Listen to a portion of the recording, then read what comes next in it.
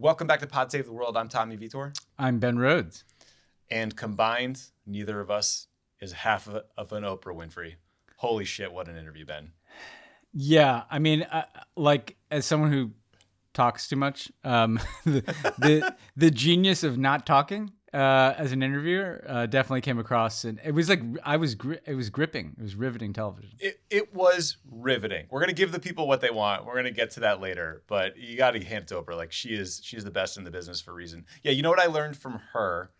It was, as you just said, shut up and listen. Yeah, and then also from Oprah and Terry Gross, you learn the power of like crafting the shortest question possible, which I literally never do on this show. Yeah, because I recite a ton of context, but it is amazing how much they like are able to get people to open up just by saying one sentence.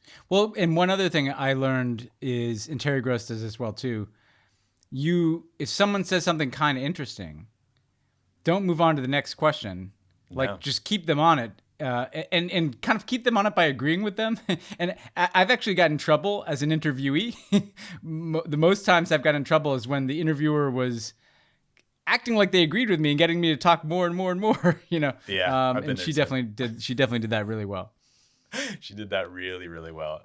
So we have a lot of great stuff to cover today. We are going to talk about, I feel like we could talk about this every week, another major hack of an American software company that has potentially massive implications. We'll do an update on Biden's efforts to end the war in Afghanistan, reports that the Biden team is reviewing all of their counterterrorism policies, including the use of drones. We're going to talk about these protests in Senegal. To everyone on social media who tweeted at us about covering this, thank you. Actually, you got it on my radar screen, so that really helps. Pineapple in Taiwan, a Russian disinformation campaign against COVID vaccines, progress at the Pentagon, we'll explain why, bombshell news out of Brazil, and then, as we said, the Meghan Markle, Prince Harry interview seen around the world. Ben, you want to talk about another hack? Why not? So these stories are always equal parts like scary and confusing to me. So Microsoft announced that tens of thousands of users of its Microsoft Exchange Server email software had been hacked in an effort that was likely sponsored by the Chinese government. This hack supposedly will impact small businesses, towns, cities, police departments, local governments. Brian Krebs, a blogger focused on cybersecurity, reported that it was a Chinese hacking group and that they have taken control of maybe hundreds of thousands of Exchange servers worldwide. Microsoft said the Chinese targeted infectious disease researchers, law firms, colleges, universities, defense contractors, think tanks, and NGOs. That list makes a lot of sense to me. Microsoft also noted in a blog about this hack that this is the 8th time in the past 12 months that they've disclosed a nation-state-backed hack like this. Apparently, these hackers started stealing data, Ben, on January 6th as the Trump fans were like marauding through the Capitol. So, I hope the QAnon shaman's email is safe. Microsoft has patched the software, but those patches don't fix the cases where the hackers got in. They installed backdoors that give them access in perpetuity. So, Ben, there was also this confusing report in the New York Times that said the U.S. government was about to retaliate against Russia for the SolarWinds hack using, quote, covert counterstrikes and then public sanctions. That story got amended to say they were going to use sanctions and like clandestine actions. I don't know what's going on here. Here's my question for you. Yeah. You're sitting in the White House now. You're like with Jake and the crew. How do you think the NSC or the White House can approach these problems in a systematic way so that every month or so you aren't spending like a dozen hours in some situation room meeting trying to tailor a response narrowly to like a specific set of circumstances or country or incident, because this feels like it could become all consuming. Yeah, I actually thought a lot about this when you raised this issue for the episode. I think there's three things to this. And I think what people should understand, can be confusing, it can feel opaque, but you've heard about SolarWinds, now you've heard about this Microsoft hack. These are like massive, massive hacks of enormous amounts of American public and private infrastructure. Mm-hmm. And what's clear is that, Russia and China and other actors too are clearly becoming less and less kind of constrained and more aggressive in their hacking. Yeah. And you just can't avoid the fact that we wake up to one of these with increasing frequency. So how do you deal with that beyond the one-offs? I think the first thing people have to understand is there needs to be an enormous investment in securing, updating the digital infrastructure of this country. And by the way, we've, just think about COVID. Think of those of you looking for vaccines, like the public health infrastructure of every state varies significantly, right? And one of the things I think they'll probably talk about in the White House is they're going to do a big infrastructure bill, right? The next big domestic spending bill after the huge win of the rescue plan is some Build Back Better bill. And we've heard a lot about climate change, clean energy infrastructure as the centerpiece of that. But if they're serious about kind of updating and securing American infrastructure, this may have to be a part of it, because we are vulnerable, and that vulnerability compromises privacy, national security, could compromise people's wealth, it can compromise the intellectual property of companies. And at a certain point, there needs to be a strategic effort to make this country more resilient against these hacks. I think then also we have to talk to our allies, right, about shared approaches. Are there norms and standards that we can try to set with like-minded countries as a start to both secure ourselves against these kinds of hacks, but also to try to just strengthen our hand to go to the Russians and the Chinese and try to get them to cut this out and try to set some boundaries around what is done. And by the way, I'm sure that the Europeans in those discussions will say, we need to talk to you about the Snowden disclosures and privacy. So I'm not, to those, don't at me. We're a part of this discussion too. Sure. I totally get it. Although I don't know, espionage is a bit different than some of the stuff that's been emanating from Russia, obviously, and China as well. And then lastly, to that New York Times story, this question of whether to respond to hacks is incredibly complicated, because on the one hand, you want to respond, show that there's some cost. On the other hand, do you want to go down a slippery slope of cyber war? I don't, And I thought the Times story didn't surprise me in that it suggested that they weren't going to respond kind of across the board. They were going to do the kinds of things to send a message, to Putin. Hey, look what we could do. We can get into your whatever power grid, or just to send that message of be careful here. I'd be careful. Again, I don't think that the long-term answer is all-out cyber war between America, Russia, and China. I would like to think it's better defenses, some international cooperation, and then some effort to multilateralize these conversations. Yeah, it seems like the NSA and the various people in charge here took all these steps to try to preemptively hack adversaries as a way of deterring them or preventing these hacks. And maybe we skipped over the hardening of our own defenses part, because it seems like, I'm not saying the U.S. government should be defending every 0-day hack on Microsoft Exchange software or something like that, but it just, I don't know, this feels unsustainable.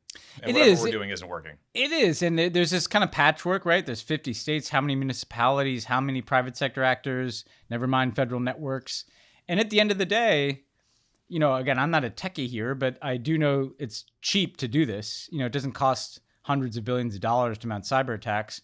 And look, even with better security, you find a back door, you steal someone's password who's an administrator. I'm not a hacker, but the chances are that there are going to be vulnerabilities, particularly if you haven't hardened your defenses enough. And it feels like, again, this is something where the government's going to have to step in and try to get better standards across security, and probably have to invest some money in strengthening our digital infrastructure. Yeah, and clearly, small businesses, state and local governments, they need help, because they probably don't even have an IT guy. I mean, Crooked Media didn't really have one until recently. So people need some help. Totally. Yeah. And again, I think the state and local point is important, because you don't want cities vulnerable, states vulnerable. Yeah, software that hasn't been updated since Windows 98. It's not good.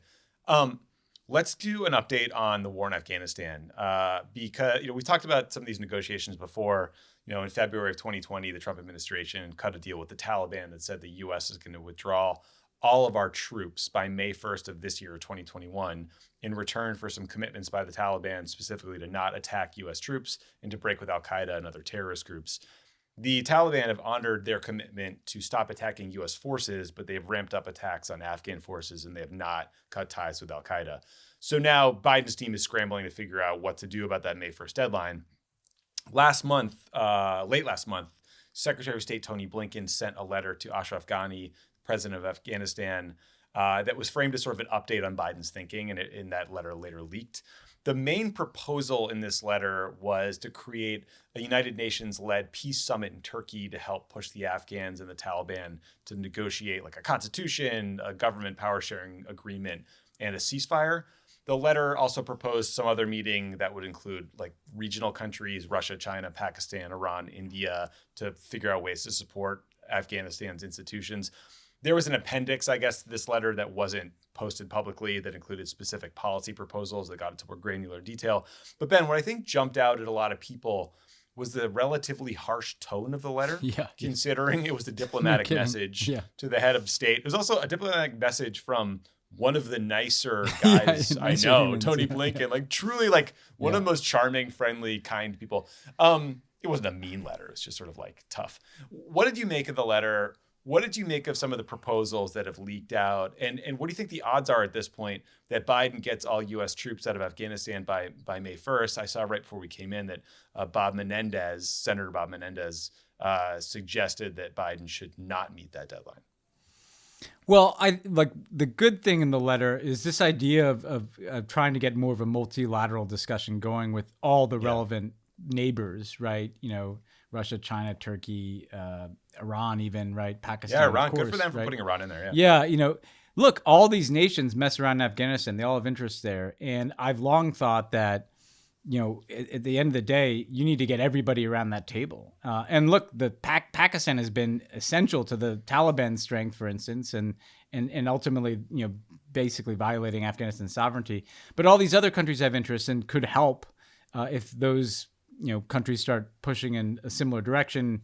Because as the letter points out, while we all have very divergent interests in Afghanistan, none of those countries really have an interest in a complete collapse there, an all-out civil war again. And not many countries, maybe Pakistan, you know, would want to see the Taliban just overrun the place again either, you know? So internationalizing it, I think a good idea.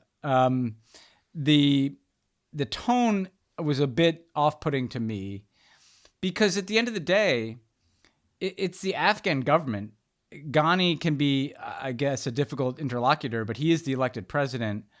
And, you know, the proposals that leaked from the U.S., you know, they're not surprising. It's basically like an interim government that brings in a bunch of Taliban people with a bunch of current Afghan government people as a bridge to some election, and then all kinds of arrangements made for the constitution that kind of balance the Taliban's interest in an Islamic state with protections for women and minorities that I think we would definitely want to uphold. And I guess the one challenge here is that the criticism we've made of Trump's deal was it seemed to go too far towards elevating the Taliban and kind of diminishing the Afghan government. And the letter kind of continued that, and it felt like Zal Khalilzad, the envoy, I bet he had a heavy hand in that letter, you know? He's frustrated, yeah. Yeah, and he's frustrated, and I get it, and you want some urgency here. But the challenge, though, is on the one hand, you're pushing them with all this urgency. On the other hand, you're just launching this new international process with all these other countries. And the idea that you're going to align all these pieces before May 1st, I just don't think is that likely. And the way to align those pieces can't just be that the Afghan government kind of concedes everything at the table either, you know? And so I'd like to see if this, you know, give yourselves a little time here to test whether there's any, you know, progress can be made with this international formula, to try out these ideas within the negotiations. I'm sure they have been already, but between the Taliban and the Afghan government, and to try to get the Afghan government more comfortable with the idea that that some of the hard-fought gains of the last 20 years are going to be protected constitutionally. And look, you can't make guarantees here, but people should check out the Dexter Filkins piece in the New Yorker. Like, the Taliban is assassinating one by one the leaders of Afghan civil society. Like, this is not subtle. They are preparing journalists to take over that country and terrorize their opponents. And in that environment, I think it's fair that those people would want to make sure that whatever government structure that they're signing up for isn't like a backdoor for the Taliban to just come over and take over the place. So as someone who's very much supported ending this war and getting the U.S. troops out, I do just think that, like, the May 1st timeline is this kind of artificial Trump timeline that was thrown on there. It's 2,500 troops, right? We're not talking about the 100,000 troops that were there at the height of this.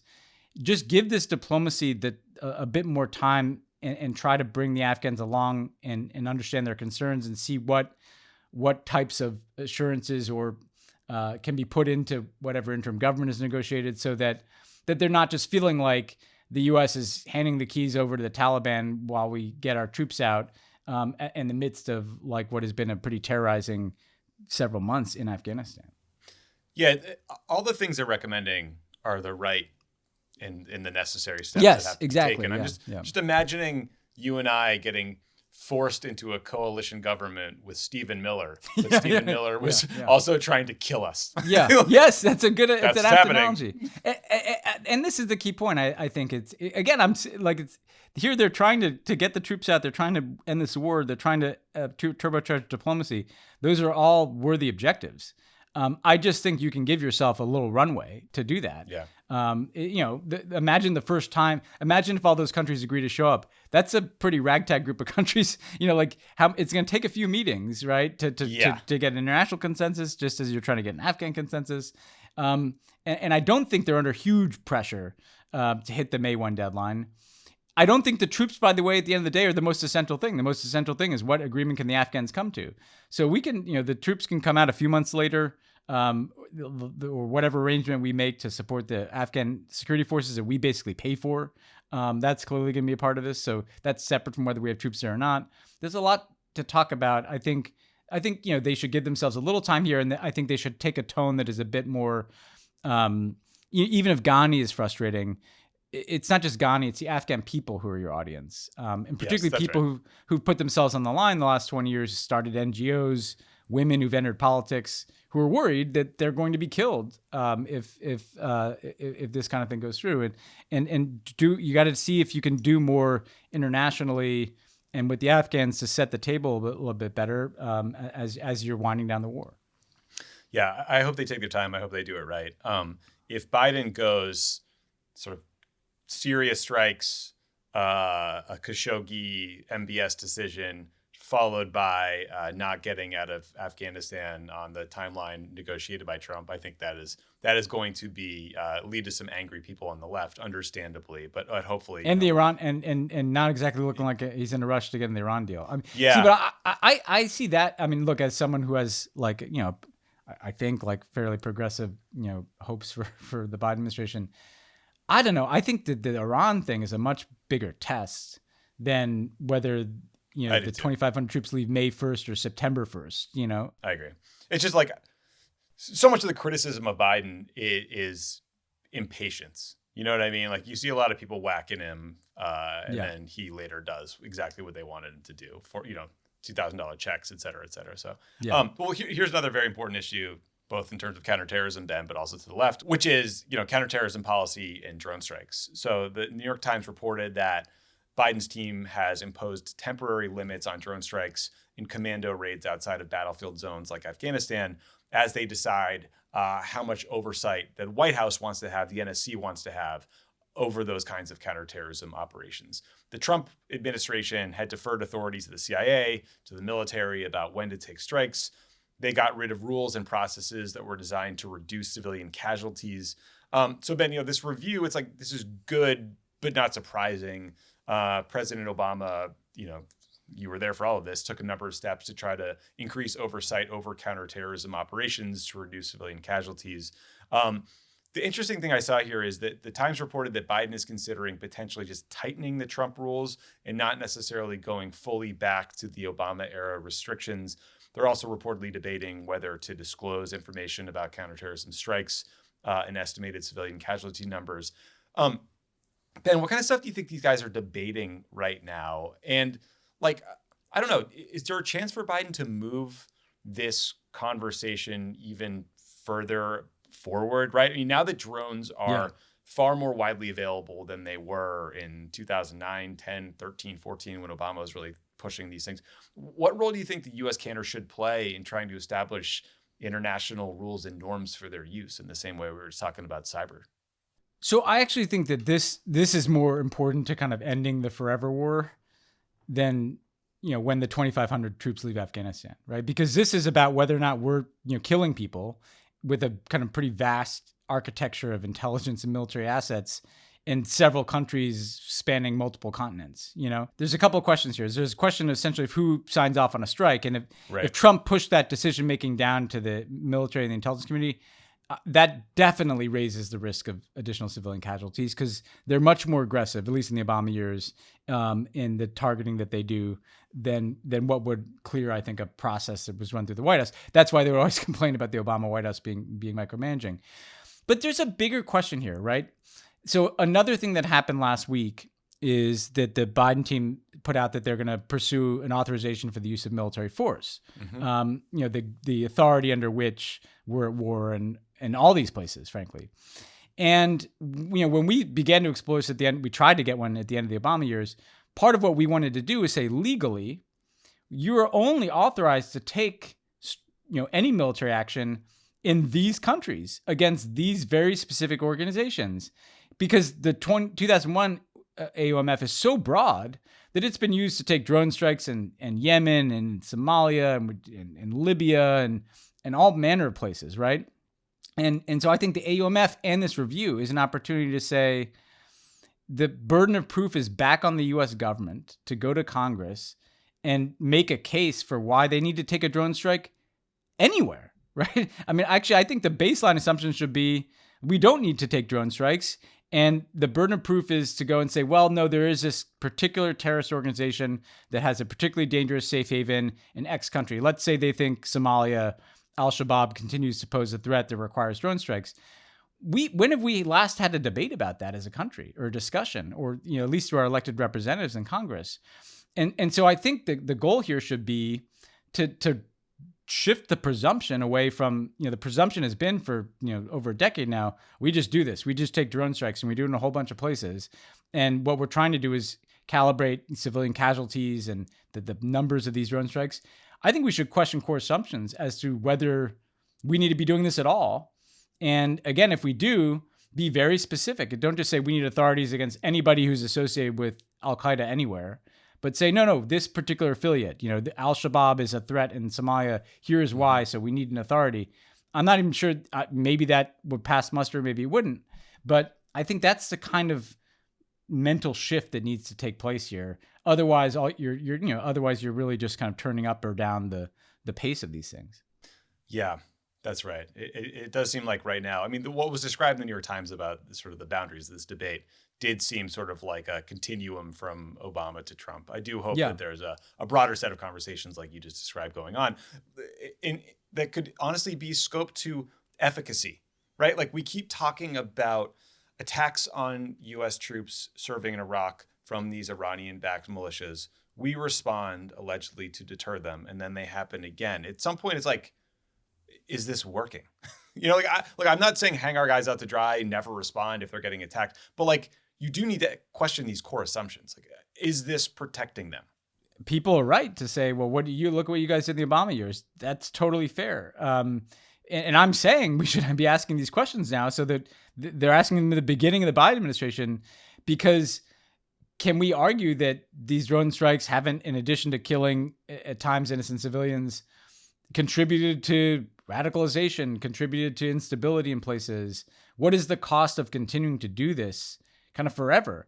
Because I will say, as someone who could defend individual drone strikes against certain Al-Qaeda leaders through the Obama years, if you had told me in 2009 that we'd still be taking drone strikes in all the same countries in 2024, I would have been like, what?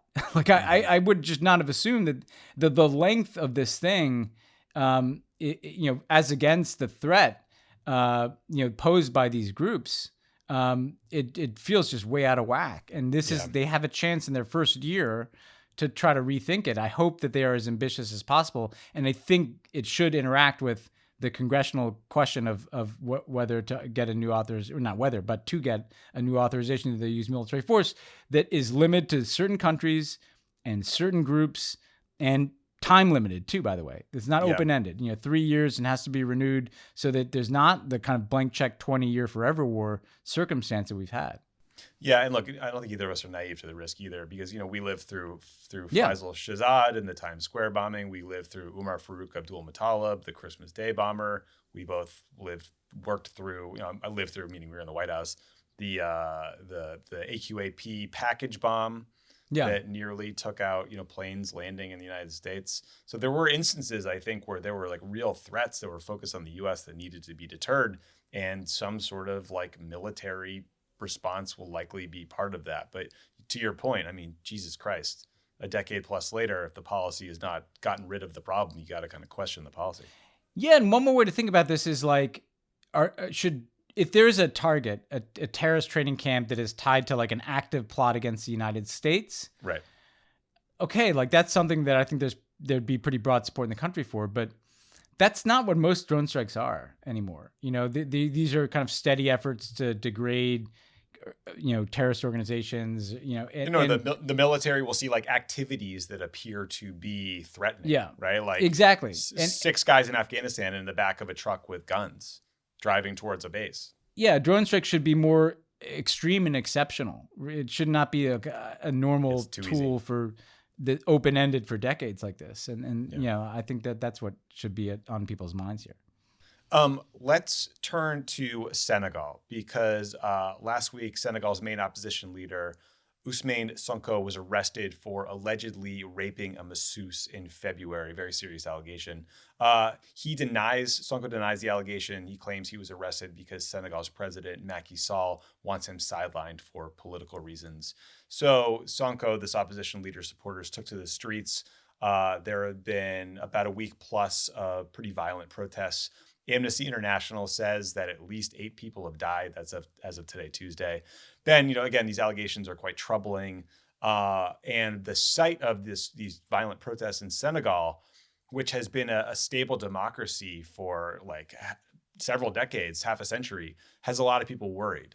President Sall won re-election in 2019 with 58% of the vote. His opponents are worried that he will run again for a third 5-year term. Sall's critics also point out that several of his previous political rivals have been arrested on corruption charges. So they're suggesting that all of these arrests are part of a pattern. I don't know. Ben, what do you think the stakes here are for Senegal, the broader region, and U.S. relations with Senegal? So putting aside the rape allegations, right, which, you and I are talking about, it's so hard to evaluate, and it's obviously a serious charge. Separate from that, there are already concerns about Macky Sall. And I think what the stakes are, what's kind of depressing to me about this, Tommy, is that we went to Senegal in 2013, in part because we were so pleased with how the election the previous year had happened. Macky Sall had been the opposition figure, and the outgoing president had, for a time, looked like he wasn't going to allow for a peaceful transition of power. And a kind of coalition of civil society and youth helped propel Macky Sall into the presidency.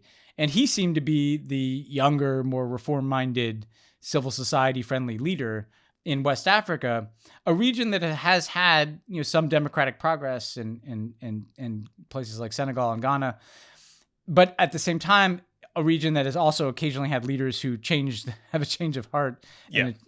And suddenly they want to do away with the term limits that they used to support. Suddenly they're attacking the civil society organizations that used to be their allies. Suddenly they're making deals with the same kind of corrupt actors that young people are frustrated with. And that's certainly been the case in Senegal. And because the stakes are, if a country like that was on a relatively positive democratic trajectory backslides like this, and you have yet another leader changing the game and trying to stick around in power and quash his opponents, that's adding to a trend that we're seeing, again, not just in Africa, but in lots of places. And you obviously talked to Bobby Wine. Uganda's not had the same democratic progress as Senegal, but that's obviously an acute example of it. So I think it really matters, because Senegal's been a relatively, democratic, relatively prosperous country in that region, with a vibrant civil society, a really engaged civil society. And you see that in these protests, and you really don't want to lose that. So I think that the number one interest here, separate and apart from obviously however this case goes forward, you'd like it not to be politically motivated, but driven by the facts. You'd like to see, I think, support for Senegal civil society and and in a sense that, a guy like Macky Sall should be the Macky Sall who he was when he was first running for office, and not the one who's seeking to hold on to office like this. Yeah, well put. So I'm sure we'll keep watching this story. I'm going to jump to Brazil because I don't know, it seems related is the wrong word, but interestingly similar. So major news out of Brazil this week. A Brazilian Supreme Court justice threw out criminal cases against former President Lula da Silva, which will allow him to run for office again. So Lula was the president from 2003 to 2010. He was preparing to run again in 2018, but was ruled ineligible because he was convicted of corruption charges back in 2017. That cleared the path for far-right candidate Jair Bolsonaro to win. So Lula da Silva is seen as the biggest political threat to Bolsonaro. He's the world's best hope for getting rid of Bolsonaro, who openly pines for the days when Brazil was a military dictatorship, giddily watches the rainforests get burned and, exacerbate global warming. So we got to get him out of office. Ben, I mean, this is an amazing story. Yeah. Credit, by the way, to The Intercept Brazil, which broke a bunch of stories about how some of these anti-corruption cases against people like Lula were totally politicized and rigged.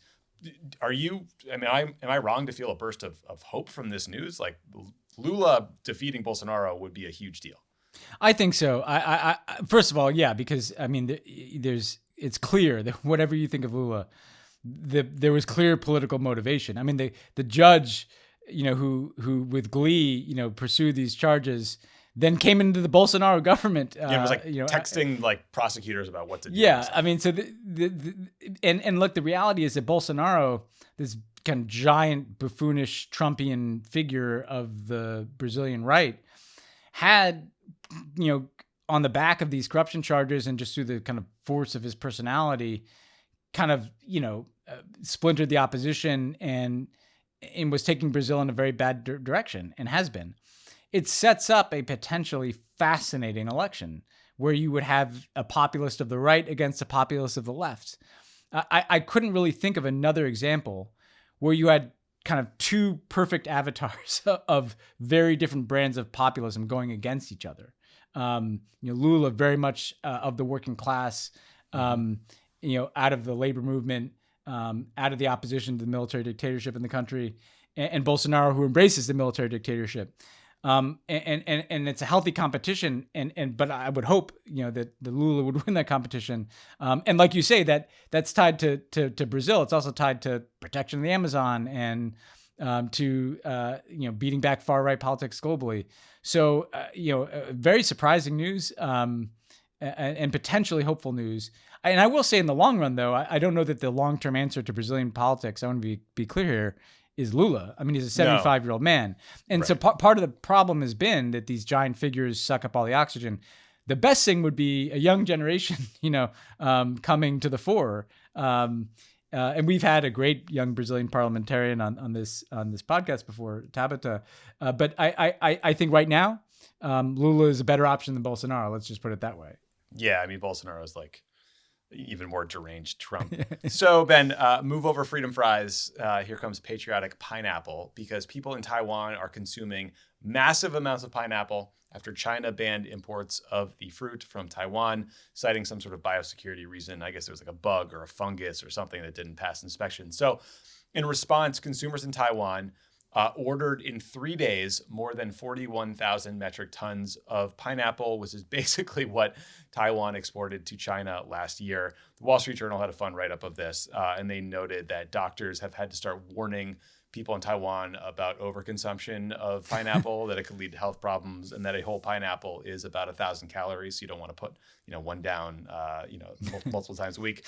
Interestingly, but pineapple translates to prosperity in one local Taiwanese dialect. So it's interesting the way that gets interpreted. So if you're a small business owner, it's great.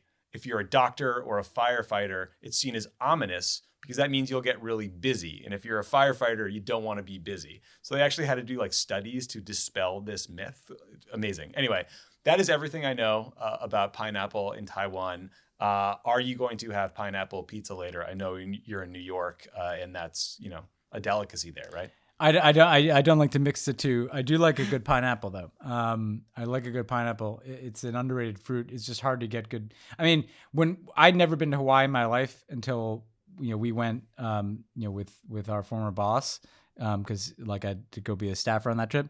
The pineapple in Hawaii. Once you've had good pineapple, and I hope the Taiwanese pineapple is good. It's much better than the frozen stuff in the supermarket. I will say, it's a cool story, but it's like also like a reminder to like watch Taiwan, man, because like there's interesting stuff going on there, and they're moving away from China. Like that, one of the outcomes of that Hong Kong protest movement is Taiwan took one look at that and was like, we don't want that to happen to us. No. And the other thing that I find interesting is that if you look at the protests, we haven't talked that much about the protests in Thailand, but then obviously, of course, in Myanmar, there's an element that was learned from the Hong Kong protests about boycotting certain businesses, buying other things.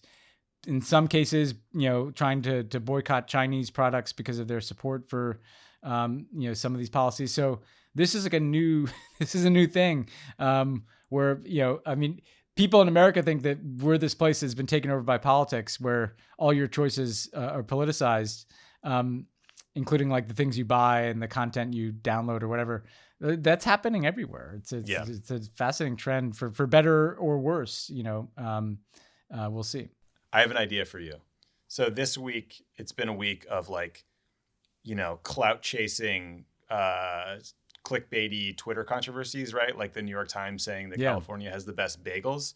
You should do a reverse and tweet a photo of a pineapple covered piece of pizza and be like, ooh, love a New York slice, like so good to be home. And then a bunch of obnoxious blue checkmark, like Brooklyn-based journalists will dunk on you and not know that they're only helping you get attention. Like this is basically what I'm describing as Andrew Yang's mayoral campaign. I was going to say, like, I would do that, except I think Andrew Yang's already going to do that. I think he's one step ahead of me. Like he's cornered the market. He could tweet like a shipment of California bagels that he got or something. Yeah, he's just trolling his way to the mayor's office. It's pretty impressive. Do you notice it, like, since Trump left, that this is what Twitter argues about now? Yeah, we're all stuck inside, so we got nothing to do. It's just the saddest place on the planet. Let's talk about one other really important story that I would call infuriating but not surprising. So the State Department's Global Engagement Center, Ben, an organization you know well, they've identified a Russian-backed campaign to undermine confidence in Western COVID vaccines. So they're doing that by playing up the risk from the side effects or claiming that like mRNA development, that the process was rushed, that it's unsafe, right? And they're pushing these stories to outlets you've never heard of, like New Eastern Outlook or Newsfront. But the State Department says that these publications, they listed 4 in total, are controlled by various Russian intelligence agencies. I think it's kind of fun that, the SVR, like the GRU, everybody's got their own little news outlet. The goal seems to be to like denigrate the West and promote Russia's Sputnik V5, I guess, vaccine. We talked previously about how, back in the 80s, the KGB ran a major disinformation campaign to spread the idea that the US had invented HIV/AIDS. And so that's why I said that this latest disinfo campaign is not surprising, but these efforts can be incredibly effective and incredibly damaging. Ben, what did you make of the State Department's decision to go public with these accusations? Is there more that you think they should be doing to combat this kind of disinformation? So what's interesting is, like, when we set up the GEC, the Global Engagement Center, late in the Obama years, one of the thoughts was that they would do this all the time, just constantly blow the whistle on Russian disinformation campaigns, which are not that hard to spot if you're looking for them. They're pretty brazen. And then the Trump people kind of obviously put the kibosh on the GEC for a while. It made me wonder how much didn't get revealed in the Trump years about what Russia's doing. I think this is really good to do, and I think it's good to do with other countries too, like that. Just informing people. When you spot it, put it out. Like here's what the Russian disinformation is. People should be aware of how people are trying to manipulate them. Whatever the U.S. government knows about Russian disinformation campaigns, or any disinformation campaigns for that matter, why not make that public? It's a public health issue in this case, obviously. And it's just shitty. I mean, it's so shitty. I mean, we talked about this. Like, I want the Russian vaccine program to succeed wildly. I want the Chinese vaccine to succeed wildly. I pick a country, Iran, like should be no politics, no geopolitical competition. Like human beings should get vaccines, and that's ultimately good for everybody, right? Because the more we stamp out this virus, the more places we stamp out this virus, the safer we all are from it. So come on, GRU, like go back to trolling Democrats. Yeah. Just, don't get into this vaccine bullshit. It's really, really pretty terrible. Here's some good news. On Sunday, President Biden nominated 2 women to 4-star commands. It's the highest command you can have. General Jacqueline Van Ovos' nomination to run the Transportation Command and Lieutenant General Laura Richardson's nomination to run Southern Command will now go to the Senate for confirmation. What's unusual about this process is that their promotions were approved during the Trump administration, but held back by Mark Esper, who's then the Secretary of Defense, because the Pentagon was concerned that Trump is so sexist and so racist that he wouldn't approve any candidates who weren't white males for these positions. But look, enough of that asshole. So General Van Ovos she's currently a 4-star officer and the only woman of the 43 4-star generals and admirals in the U.S. military. So, credit to Helene Cooper at the New York Times for being all over this story. Congratulations to General Ovos and Lieutenant General Richardson on their new jobs. And I'm glad they got this done. Yeah, no surprise that Trump. I mean, remember, he liked people to look central casting. Yeah. I feel like every general he promoted was like a square-jawed white dude with crew cut or something.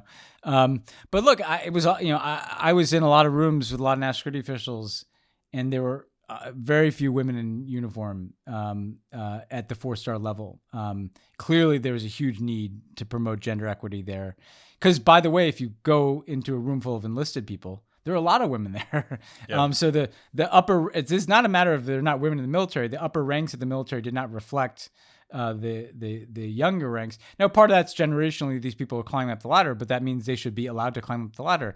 I hope over time, think of the Joint Chiefs of Staff, like that's always a bunch of dudes or combatant commanders. And so this is beginning to crack into the 4-star space. Hopefully that means, the Joint Chiefs will start to have more gender diversity. And, that's important for equity. It's important for the perspectives you get from people of different backgrounds. And yeah, it's just a good thing. And it's good that Joe Biden, today he put out a photo of him with these 2 generals in the Oval Office and saying he wanted everybody in the country to see this is what a general looks like. That's great. I mean, I'm glad that they're going out of their way to signal that they're doing this. Yeah, I am too. All right, Ben, let's give the people what they want. Let's talk about the royal interview. You are a royal correspondent. So as everybody on the planet probably knows, Meghan Markle and Prince Harry sat down with Oprah for this exclusive interview about all things royal family life and why they left the UK. I will admit that going into it, I was like, I could care less about this conversation. And then once it started, it was riveting. In case you missed it, here's some of what we learned. At times, Meghan felt so isolated and abandoned that she contemplated suicide. We learned that the royal family didn't want Harry and Meghan's son Archie to be a prince, which meant he wouldn't receive security. We learned that a member of the royal family expressed concern about how dark Archie's skin would be, which is horribly racist, obviously. Yeah. But I also I found her the way she talked about the royal family to be fascinating because I feel like I almost had the same perspective that she did going in. Like she talked about working in Hollywood, right? And being around famous people. Like we've been around presidents, but she said it was like there was no preparation for the singular nature of the monarchy in the UK and the way they're looked at and the way, the press harass them. Today, Tuesday, the royals finally released a statement saying the whole family is saddened by what they heard and that the issues raised, particularly that of race, are concerning and they'll be taken seriously and addressed by the family privately. It was not the best statement I've ever seen. So, Ben, I guess I have never seen a group of people or an institution have its reputation as thoroughly damaged as this in one shot. I mean, I don't know. Do you think this could portend the end of the monarchy? Is that something that's even possible? What did you take away from this? What were your thoughts watching? Yeah, I mean, I was trying to come up with the worldo angle on this because the human angles have washed through the discourse appropriately with a lot of focus on the things you talked about, and I do have to say it was just riveting to watch. And to see, when she was talking, I was thinking, because she got some shit from people being like, well, how could you not know what you're signing up for? It's like it's a very strange institution. And then I thought when Harry came in and he was kind of talking about the symbiotic relationship between the royal family and the British tabloid press, and how that organism had kind of savaged her. Yeah. That is a very unique, I don't think you weird. can understand that from the outside. It's a very strange world. So in terms of consequences, I don't know that the royal family is, in danger of its position, but I think that there's a number of big problems that they have. One, this is a time of real questioning about the national identity of the United Kingdom, right? Which is a united kingdom of a bunch of different places: Scotland, Wales, Northern Ireland, and England. Post Brexit, you've got Scotland, jonesing for independence, particularly after Brexit. You've got Northern Ireland, obviously there are people in Northern Ireland who'd like to be part of Ireland. And so what is the thing that holds this place together? And one of those things, not the only one, obviously, but one of those things has been the royal family. Yeah, and the Queen in particular, right? Like the Queen is universally admired, right? Including by Harry and Meghan, seemingly. Yeah. Like they're still down with the Queen. By the way, that was noticeable. They went out of their way. Totally. My royal correspondent ears perked up. They went out of their way to be like, the Queen we respect. And Harry even put out that clarifying statement. The Queen was not the person who asked the color of the skin question. But the Queen is 93 years old. And Right. the next in line is Charles, who's obviously, complicated past there. They had Prince Andrew hanging out with Jeffrey Epstein. Like, is the royal family, after the Queen passes, going to be the same unifying institution? This kind of interview is a pretty big blow to that concept, right? Yeah. And posit, I'm not British, so I get it. I don't know this nearly as well as you guys, but just watching from the outside, that was a question I had. And then even on a bigger scale, they're the center of this Commonwealth, right? I mean, don't forget, there's still a Commonwealth, and the Queen is kind of the head of state of a bunch of places where most people happen to be black and brown because they colonized those people, right? And these allegations of racism and this seeming kind of indifference to Meghan's concerns, is probably not going to sit well in a lot of those places either. And it's not like Britain runs those places or the royal family does, but it's important to them. So they've got a lot of work to do, to demonstrate that they get it, that they get, you don't have to. I'm very sympathetic to Meghan and Harry. You don't even have to agree with every single thing she said to think that you guys don't seem to be in the 21st century on some of this stuff, on issues of race, on issues of identity. And they got to do some serious work, and they're so cocooned that it's hard for them to do that. So I think it is a big problem for them that they're going to have to figure out. Yeah. And the way that Meghan was savage going into this, and the way that there are all these sort of hangers on who are ready to not only preemptively attack her and defend the royal family against anything she said, to the point, I don't know if you saw this, but I don't know if they're like pranksters, podcasters, like some young guys convinced a bunch of royal correspondents, in quotes, to do interviews in advance of the Harry and Meghan Oprah interview coming out and give their reaction to it before they'd even seen it, and just showed what asses these people are. Speaking of asses, Piers Morgan basically lost his mind on live TV and then announced that he was leaving his show today. So this thing, it's wild to watch this interview, this conversation, tear apart the UK. I have no sense of what people's the rank and file opinion will be on what happened, though. I don't know how to read it.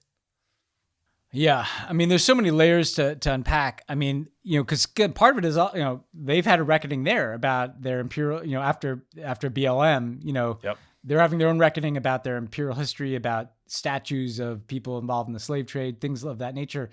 I have a bunch of British friends of color, who will pretty much uniformly tell you that they don't feel like the kind of established institutions of power in that country have done enough to make clear that this is a multiracial, multi-ethnic country that understands, the good and bad from its own past. That's a huge piece of business. There was a conversation you had with David Lammy in Missing America where he talked about just how homogenous the UK is, especially outside of London, that I found stunning. He really opened my eyes in that interview about like some of these issues. Well, because you go to London and it's like the most cosmopolitan, diverse city in the world. It looks just like New York. And part of what Dave was saying is you go to Northern England, and he was empathizing with those people. David was saying, hey, I get it. Like, suddenly like this, your community that used to be homogeneous is changing, and you're made uncertain by that. So there has to be space for some dialogue. And this, one of my resolutions post-Trump is to try to look at polarization more clearly. Can they find some space for nuance in these conversations?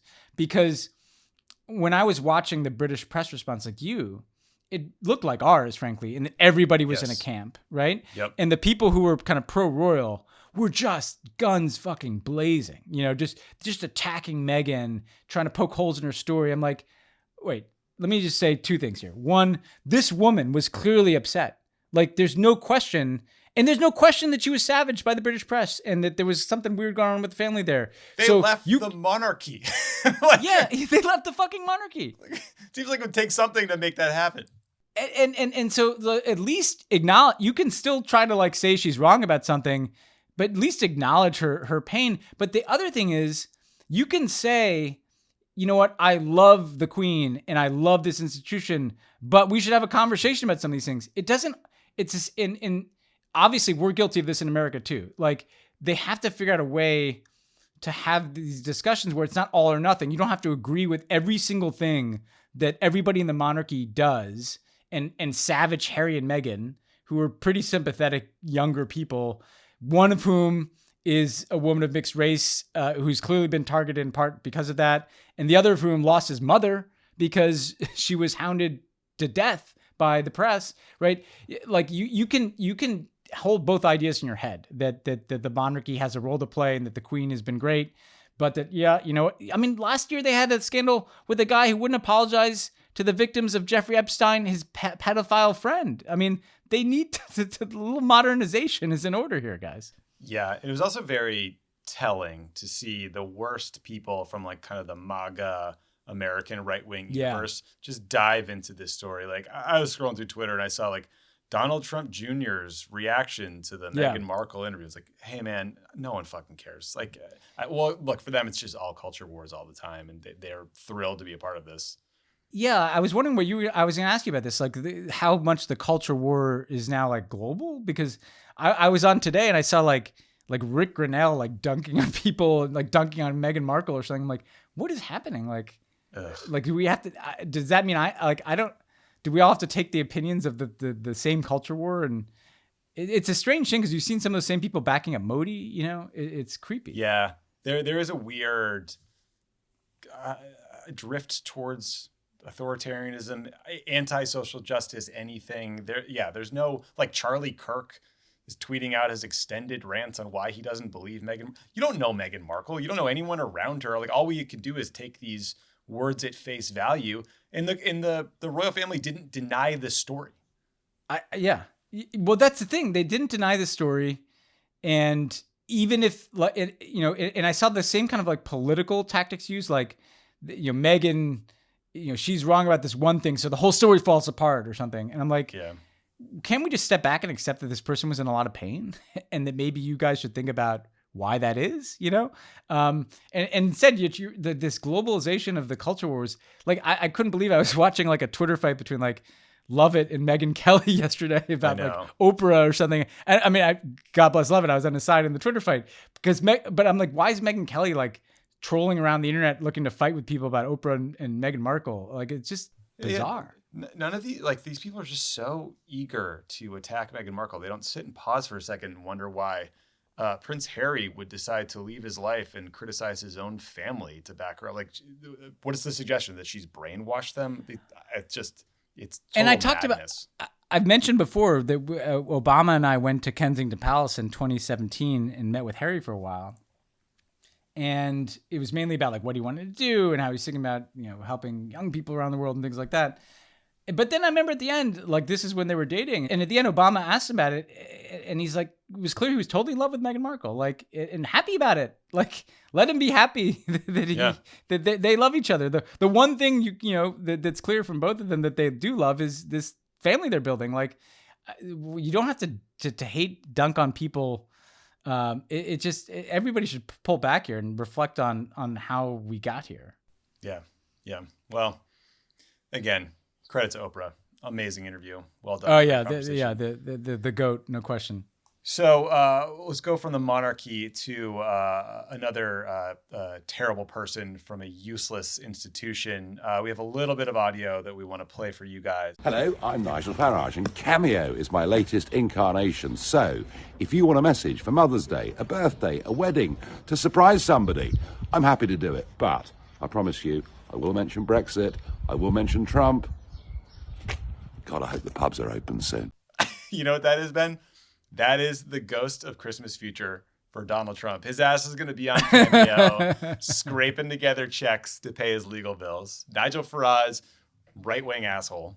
It just shows you what a grift this whole thing is, right? I mean, like the people who led political movements in the past didn't end, and Nigel Farage succeeded. He got Brexit. And what's he doing? He's doing Cameo? Cameo. That's what this guy's up to? I mean, don't get me wrong. I hope someone gets a good spoof cameo from Nigel Farage that we can all laugh at. But it's just kind of pathetic at the end of the day. Pathetic is the word. Ben, I hope you got a cool, New York agenda all planned out. How does it feel there? Like, are you dining outside? Like, what's it like? I'm not doing that, but I'm basically like going on walks and long walks with my friends in Central Park or in other places. And like people are out. The dining outside is clearly cranking up. The weather's starting to warm up. How's the vibe? Is that Manhattan energy back? Like I haven't been since February of last year. It is kind of back. And I will say everybody wears masks more so than LA. Like you just don't see a person without a mask. So I think they've kind of adjusted to that culture more. But it does feel like they're pumping out the vaccine here fast too. They're going 24/7. You can go in the middle of the night to like Citi Field. Good. So it's a hopeful feeling, but I hope people are cautiously hopeful because just stick. We've got a month or two to go before we get enough vaccine before you can really go back to like doing stuff like eating outside all the time.